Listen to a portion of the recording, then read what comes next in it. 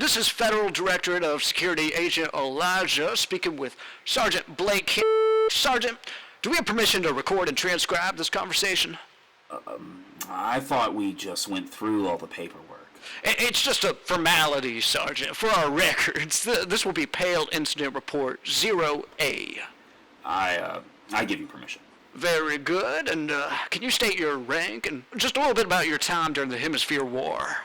Yes, I am a sergeant and in charge of a squad of 6, including myself. I had served in the National Guard before the war began. What state was that? And continue.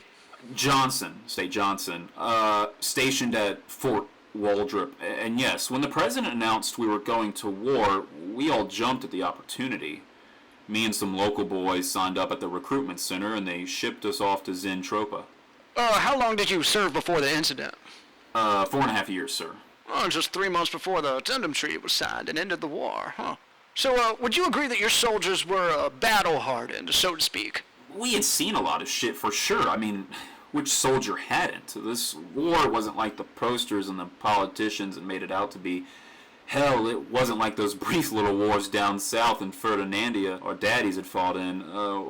Once on the Eastern Front, after we had the Triple Powers on the back foot, I saw an Aussie soldier in the trenches. He was blown clean in half by a grenade, but we could see he was still... Please stick to the topic, Sergeant Blake. Tell us about when you arrived on the island, leading up to the incident. Yes. Me and my 5 soldiers were on medical leave. 2 of my boys, Edgar and Arthur, were really badly injured, and the rest of us were just a little banged up. Adam got beamed in the head by an Aussie dud grenade, and he was able to walk it off fine. Walter didn't have any real injuries. Regardless, we all got shipped out to that island. For the record, it was Arkham Isle, a small rocky and wooded place in the middle of the ocean halfway between Freedonian and Zentropia. Near Pale Zone Gamma, I think. How was the mood? At the time of the arrival, we weren't feeling great away from the action while the war dragged on and the world revolution happened. It felt like we were in the eye of the storm, all calm while everything fell apart around us. And to top it all off, we had a group of geezers from the New Avalon Institute of Technology testing how the Pale was interacting with the local plants and animals. What exactly did you help them with? And please, let's get into the event as well. Sure thing. It was me, Adam, and Walter who were able to help out. We mostly took equipment from the few wooden shacks and a radio tower that we called base camp and moved it a few miles inland. It was a real hodgepodge of stuff we were familiar with and things we weren't so sure of. I asked a balding scientist, the leader of that team, what they were for. He just kept saying, measuring devices. Whatever the hell that means. Anyway, one afternoon we bring some weather vane looking things near the edge of the pale touched forest, and it was just... It was what, Sergeant? The Pale surrounds us, our entire world. These thick multicolored clouds that stretches out from space, wrap around the hemisphere, and touch down in huge swaths around the oceans. We learn about it in school, but it's not supposed to be on land. Yeah, maybe it once covered the world, but it's not supposed to touch terroir like that. The trees, they were massive, hundreds of feet tall, and they grew in such a way almost looked cancerous. The part that freaked me out was none of us had heard of these things before. I mean, how the hell do you hide giant trees from the world? I mean, back home, our maroonwood trees are a real tourist spot. Now, is that really what surprised you, Sergeant?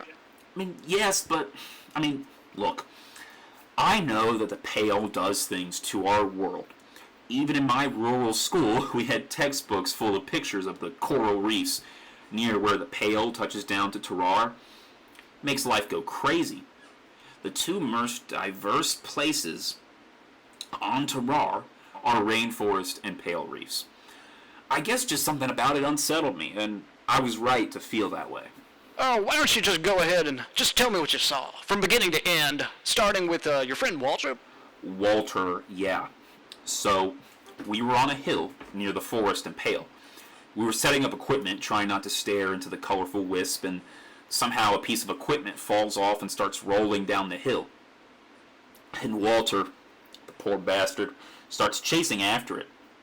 Adam and I don't see this at first, but when we do realize he's already by the trunks of one of the trees, the pail was relatively thin here. We could still see him, but both of us had heard stories about sailors passing through even thin pockets of it while out in the ocean and going mad. I mean, there's a whole term for it, you know. We knew it was bad news. So we start yelling after him to come back up. He stands up straight after hearing our names, but he doesn't turn around. He just runs off deeper into the woods. So that's when you go back to the scientists, correct? I wanted to give them a piece of my mind for the dumb we were doing. I also wanted their help to call out to him. I was anticipating him returning to us hurt in some way. How, I don't know. Physical, mental, both. After yelling at the eggheads to help us, I checked in on our two buddies in intensive care. Arthur and Edgar were fine, and I left them alone. I shouldn't have. We all went out to that forest perimeter and just started yelling out for Walter, looking to see if he was throwing up rations by a bush. We did so for maybe an hour, probably less. Sun was mostly gone at this point. The pale-filled sky was full of oranges and reds and lavenders. All the colors of the landscape were dark then, but eventually I saw Walter. Something was wrong. Can you elaborate?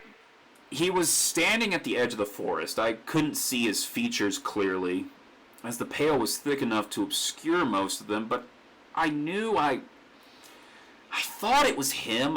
He was just screaming over and over, "Help me! Help me!" It was his voice, but the tone was all wrong. It sounded so neutral, so unconcerned. For a moment, I was worried he was hurt because he was yelling, you know? But that voice, it sounded like him, but it was just all wrong. And he was just standing so oddly still. I knew it wasn't really Walter. But before I could yell at those damned researchers, there was an explosion behind us. From back at base camp, the research lab next to the makeshift hospital was burning. We all ran back towards it. And when I turned back, what I thought might have been Walter was gone. Now, Sergeant Blake, if you'd like a short recess, we could give you the time, the space. No, I'm fine. I'm fine. It's almost over. Night was just a few minutes away. The buildings on fire were providing the most visibility. Everyone at that point just assumed it was a lab-related accident. Adam and I ran to the building where our two friends were. The door was open. We had closed it earlier. The beds were empty. No sign of them anywhere. We weren't even sure how they could have moved before we could ask each other what the hell was going on. There was screams, real ones. We already had our service rifles on us, so we just ran back outside and saw a bloodbath. There was a scientist with crushed legs, another was missing their head and leaning against a building. The fire was still raging, but worst of all, the thing I couldn't believe was that the pail was closer. We were a few hundred yards from the edge of the forest. I don't know how it did that.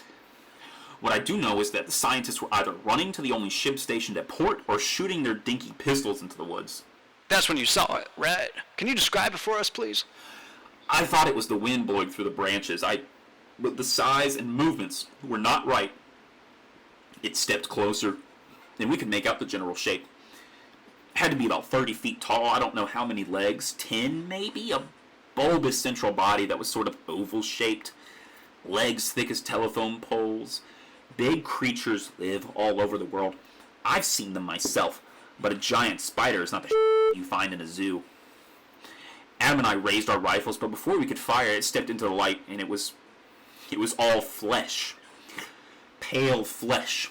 The ends of each leg had these grotesquely large human hands.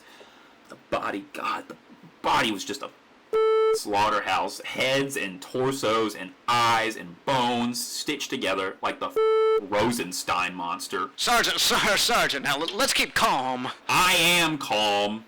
Calm for someone who saw his own soldier's body stitched into the damn thing. Arthur and Edgar, their twisted faces were part of the body. How could we fire on that? This damn creature wobbled towards us, and we were snapped out of it. As we shot, it took the bullets, didn't seem to care. In a few seconds, it reached across and grabbed Adam by the neck. His face went slack as it glared at him with a dozen eyes before tossing him behind it. I dropped my weapon and fell backwards. I prayed to Mater Amantes before it grabbed my leg. It held me up too, and it spoke to me. Then it let me go, and I ran to the ship. Now, did this creature really display such signs of intelligence? Surely you understand how hard that is to believe, Sergeant. I know what it did, Elijah. It told me things about the Pale, about the war, and what would happen. It told me where I would end up afterwards. Be reasonable, Sergeant. It told me about why President Kraft sent us off to war. It told me about your organization, too, about how you and what you've been doing to the Freedonian countries with the It told me about the Pale, how you are all building it, how we are all building it, how it's alive and how it sees us, and get off me, you damn goons. You can't hide this shit forever. It's going to consume us.